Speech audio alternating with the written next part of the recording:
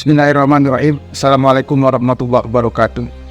Rekan-rekan, sahabat-sahabat Nusantara Mulia Channel yang saya hormati, mudah-mudahan kali ini kita bisa mendapatkan keberkahan, diberikan rezeki yang berlimpah ruah, halal, berkah dan baik, diberikan kesehatan, diberikan keselamatan dan lain sebagainya.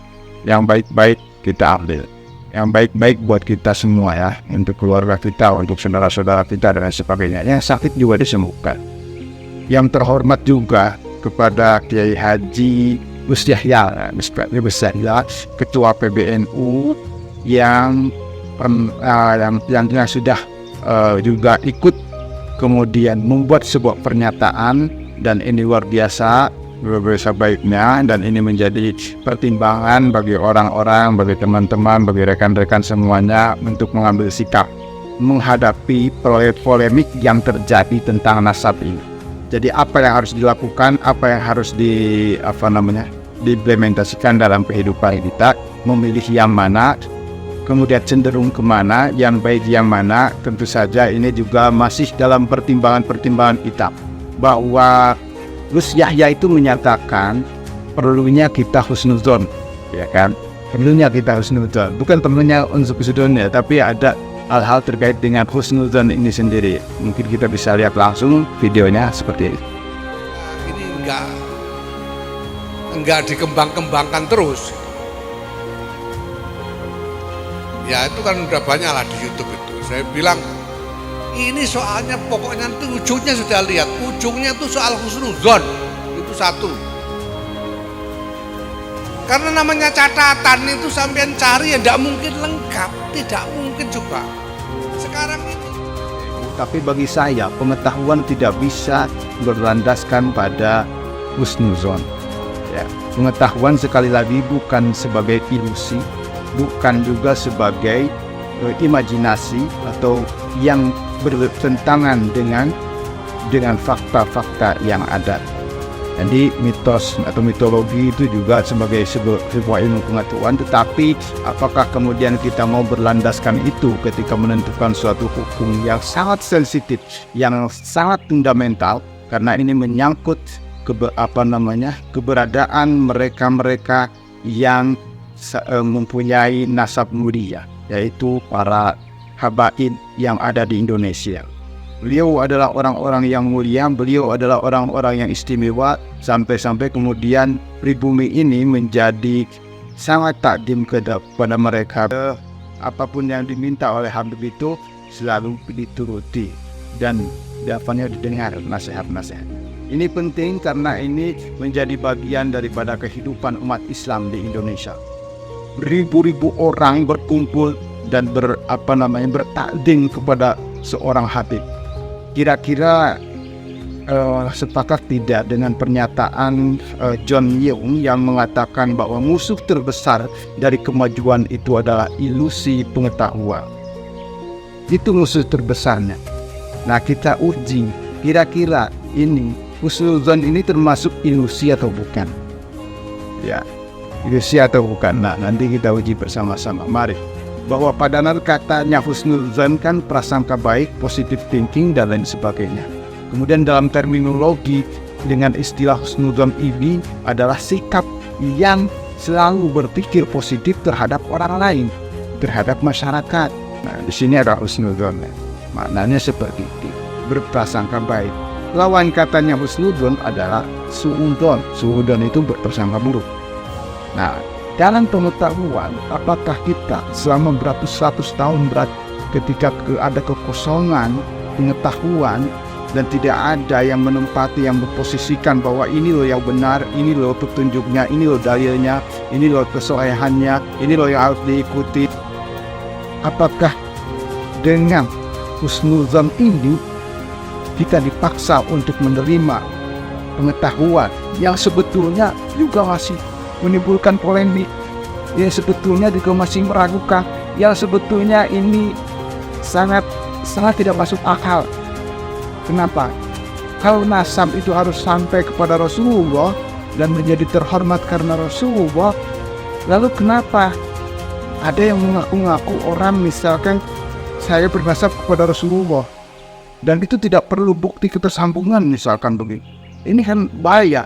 Setiap orang bisa mengaku seperti itu karena tidak ada metodologi yang tepat yang menggambarkan, yang menyambungkan dirinya kepada Rasulullah. Karena ada keterputusan. Misalkan begini, misalkan polemik-polemik ini adalah ada keterputusan. Jangan-jangan yang dikatakan oleh Kiai Imaduddin itu benar. Dan kalaupun salah, maka orang itu harus membuat pernyataan antitesis yang sama dengan kajian ilmiah itu sendiri, tersambung atau terputus. Kan penting ini. Karena apa? Karena Habib ini dijadikan sebagai panutan. Ribuan orang datang dari berbagai wilayah, dari berbagai daerah, dari berbagai pelosok Nusantara untuk mendapatkan nasihat-nasihat yang baik, untuk menjadi role model yang dijadikan sebagai pembentukan karakter yang baik, sebagaimana Rasulullah SAW kehadirannya adalah dengan karakter dan akhlakul karimah atau akhlak. Ini penting. Misalnya begini, ada orang datang kemudian untuk menginap di rumah itu. Misalkan begini, ada orang datang, dia bilang kehilangan uang, dia bilang kecopetan, dia bilang kehilangan harta benda, dan kemudian dia datang kepada kita minta tolong, ya kan? Minta tolong.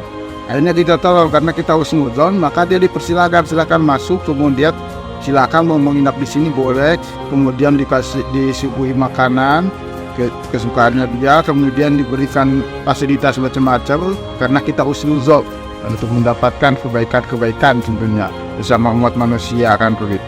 Tapi kemudian setelah mereka menginap dan sebagainya, tiba-tiba besoknya mereka sudah pergi, sudah keluar dari rumah kita tanpa sepengetahuan kita. Kemudian kita memilih mengecek rumah, ternyata di rumah itu ada yang hilang, barang-barang ada yang hilang, misalkan kehilangan televisi dan sebagainya. Kemudian uang juga beberapa mungkin hilang. Nah, setelah kejadian itu, karena kita husnuzon dari awal ini, jadi kita itu tidak memeriksa KTP-nya, tidak meminta KTP-nya, kemudian tidak juga melaporkan ke aparat setempat atau tidak melapor ke RT dan RW dan lain sebagainya, karena ini husnuzon kita, pasti dia orang baik. Apa yang terjadi kalau seperti itu? Kita kehilangan uang atau kehilangan barang dan lain sebagainya. Apakah kita harus masih tetap dengan posisi kita sebagai orang yang husnuzon? Oh, dia itu tetap orang baik, berarti juga baik lagi dan sebagainya. Kan seperti itu. Nah, sama seperti ketika para habaib ini datang ke Indonesia, diterima dengan baik. Para habaib ini dimuliakan karena memang posisinya mulia. Namanya habib itu memang posisinya mulia dan harus dimuliakan dan wajib dimuliakan. Ketika dia datang ke Indonesia, kita muliakan dan sebagainya. Kita jamu mereka dan kita persilakan menempati tempat istimewa di Indonesia. Orang-orang berduyun-duyun, kemudian meminta barokahnya dan sebagainya kepada beliau semua. Dan keinginannya selalu dituruti dan sebagainya. Dan dia sebagai role model atau menjadi bagian daripada pembentukan karakter akhlaknya supaya lebih bagus lagi. Ketua-ketuanya juga dinanti dan ceramahnya juga diimplementasikan dan ajakannya juga terus diikuti. Seruannya juga menjadi seperti sebuah semangat tidak pernah habis, apapun dilakukan sampai meninggalkan apapun, rela dan sebagainya, mengikuti apa arahan dari para habaib ini ke Indonesia. Tapi kemudian kenapa misalkan ketika mereka atau beliau ini datang ke Indonesia dijamu sedemikian rupa dengan baiknya, tiba-tiba mereka mencaci maki pribumi, yaitu pribumi dan sebagainya. Ini kan persoalan. Ini boleh nggak sih dikatakan sebagai orang yang songong gitu, misalkan datang ke Indonesia seperti itu, tapi di Indonesia juga diperlakukan baik, tapi kemudian dicaci maki dan lain sebagainya. Bahasa yang keluarnya juga bahasa-bahasa kasar dan sebagainya. Apakah itu juga harus dan masih harus dituruti, dikehendaki dan sebagainya? Nah, ini kan persoalan.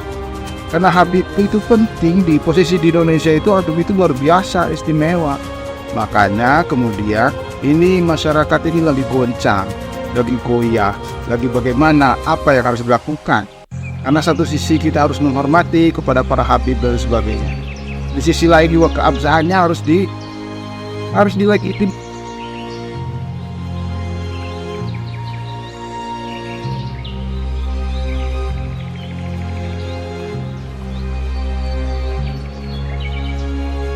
Beratus-ratus tahun apapun alasannya, kekosongan ini tidak bisa dianulir atau tidak bisa dijadikan sebagai landasan pengetahuan, tidak bisa dijadikan sebagai sebuah cara untuk menjadikan ini menjadi penting dalam kehidupan manusia. Tidak bisa. Husnuzon itu adalah bukan bagian daripada pengetahuan, tapi husnuzon itu penting. Kita berdoa kepada Allah, pasti baik, pasti akan ada kebaikan bagi kita. Kita berhusnuzon kepada Allah itu pasti ada kebaikan bagi kita. Tapi kalau kita berhusnuzon kepada manusia, apakah semuanya, eksesnya, dampaknya itu semuanya baik? Tidak semuanya baik. Ada kalanya kita harus berhati-hati dengan berbagai hal yang terjadi pada di sisi kita. Ikhtiarnya hati-hati dan sebagainya. Nah, sama seperti dalam fikih, dalam usul fikih pun ada istilah-istilah qat'iyun dalalah dan juga dzanniyun dalalah. Ada dalil yang qat'i, juga ada dalil yang dzanni. Nah, yang bersifat dzanni yang praduga atau berdasarkan pada keyakinan, berdasarkan pada prasangka dan lain sebagainya, itu ada, tetapi dimensinya itu adalah memang lemah, dan lemah juga itu harus ada dalilnya. Nah, ini sama sekali nggak ada dalilnya ya. Yang antara kekosongan ini tidak ada dalilnya yang menunjukkan bahwa ada ketersambungan. Nah, itu yang menjadi persoalan. Makanya menurut saya istilah husnuzon tidak tepat untuk ilmu pengetahuan. Dan mungkin lebih tepat lagi nanti kita akan cari pada kata. Dan saya kira ini penting supaya menjadi apa ya? Tidak untuk menghentikan polemik, bukan dengan cara ini, tapi memberikan pengetahuan yang benar, memberikan pengetahuan yang sejelas-jelasnya kepada masyarakat. Tapi sebetulnya yang terjadi ini, kita ini bingung. Coba misalkan dipertemukan kedua belah pihak dan berdialektika dengan baik, dan tidak berdiskusi. Wasawirhum, jadi bermusyawarah di antara kita semua, dan kemudian menjadi bagian terpenting untuk menghasilkan pengetahuan yang jelas, yang clear. Ya begitu.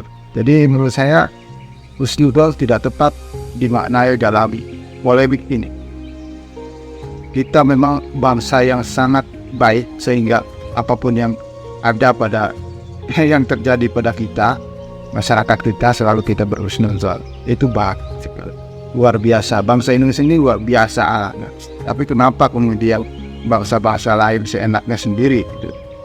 Bahkan yang betul-betul semua ini penting sekali, karena menyangkut muhibbin dan juga para pengikutnya untuk menempati posisi-posisi seperti itu. Saya kira itu kurang lebihnya saya mohon maaf pada rekan-rekan semua yang tidak sepakat. Silahkan, tapi dengan cara-cara yang baik, diungkapkan dengan cara-cara yang baik yang tidak menimbulkan kegaduhan. Saya kira itu. Terima kasih. Assalamualaikum warahmatullahi wabarakatuh.